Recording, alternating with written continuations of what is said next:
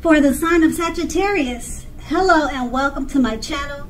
So just remember, the bottom cards are paired with the top cards. I'll be going through the past, present, challenge, and outcome. So Sagittarius, in the recent past, we have the Knight of Wands. So with this card, it's a great time for travel if you can manage to get away. You should be feeling charged up, full of energy, and ready to get things done because your self-confidence is likely to be increasing. And this should help you reach your goals, or it would have done this for you in the past.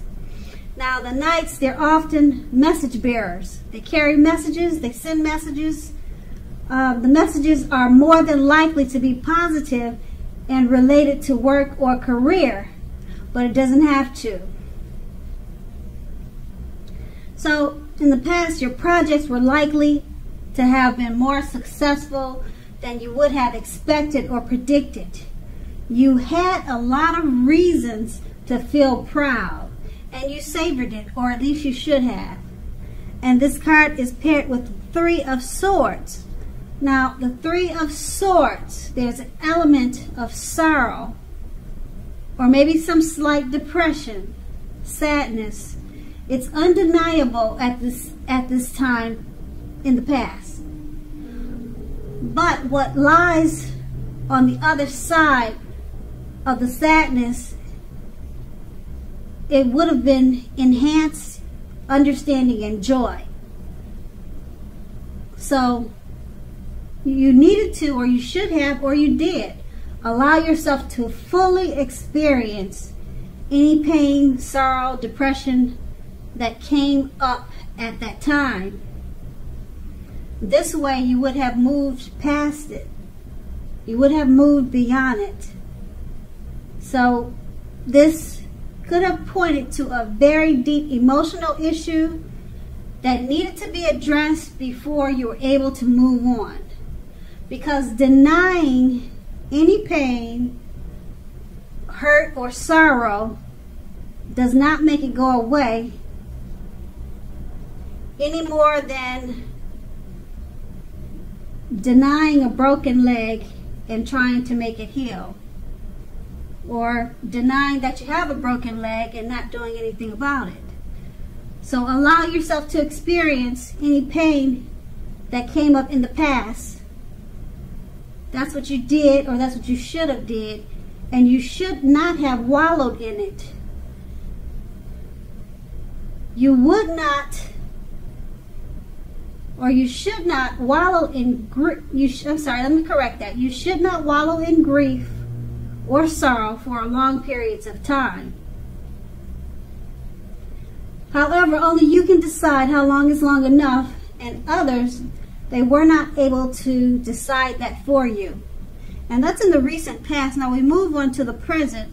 We have the Emperor. This card shows us that domination over the mind, over the heart, is sometimes necessary, even though it's not wanted. In fact,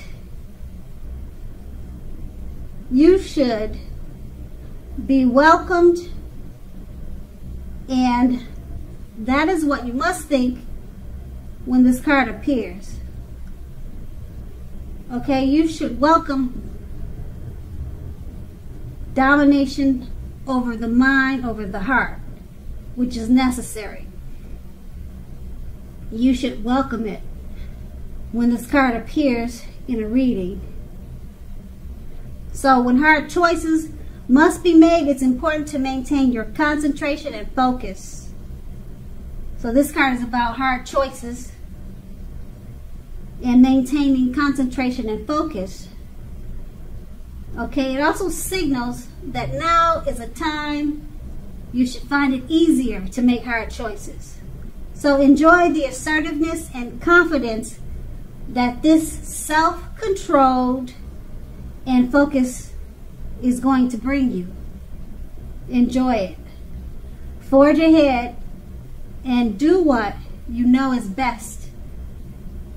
Also, if you can master yourself, then you should have very little problem mastering most of the other obstacles that life throws at you.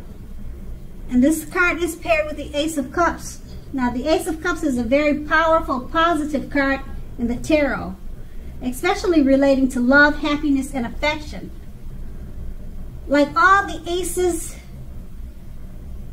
in the cards in the tarot, it's about new beginnings. And although it usually means love, it can indicate new beginnings in other areas of life. Things are looking up. Overall, people will respond to you with happiness, love, and goodwill more than usually at this time. So you should be feeling good about life in general. This is a great time to make friends. And with these two cards paired together, the Emperor, it shows us, or it signals now is a time you should find it easier to make hard choices. Being that it's paired with the Ace of Cups, you'll be making those choices with happiness, love, and affection. They're all about those new choices with the Emperor. They're going to be all about new beginnings. And like I said, although it could mean love, but it could be new beginnings in other areas of life also. So overall, things are looking up, and those hard choices will become easier with the Ace of Cups. And that's in the present. Now we move on to the challenge. We have the Empress. Now the Empress does not play by the rules. She has her own way of doing things and her own ideal of what is right and what is wrong, and in any and all endeavors. That doesn't mean she will always get her way, but she is a reminder not to ignore your creative and intuitive side. She can signify coming abundance, but don't make the mistake of thinking that will always mean financially. There are many types of wealth and riches in life, and money is only one of them. The Empress can encompass any or all of them. Now this Empress card is paired with the Ace of Swords. With the aces, the Ace of Swords can indicate new beginnings of some sort in your life, possibly on many fronts, several fronts, many avenues, okay? Sometimes this new beginning can start, or it can be started by separation of some kind, from a relationship, from a job situation, or from almost anything. But you just have to remember, or just know, that anxiety producing things such as new beginnings can sometimes be underneath it all. It's good. It's beneficial energy that is getting you where you want to go. Keep in mind, the Ace of Swords, it calls on us not to be afraid to take a leap if it's in our best interest. And with these two cards paired together, the Empress, she has her way of doing her own things and her own ideas. So you have your own mind and your own way of thinking and doing at this time. And you're embracing your creative and intuitive side with the Ace of Swords. You're not afraid to make a leap, to take a leap of faith, because you'll know that it's in your best interest. And the Ace is about new beginnings on many levels. So that is your challenge. And now we move on to the Temperance card, which is the outcome.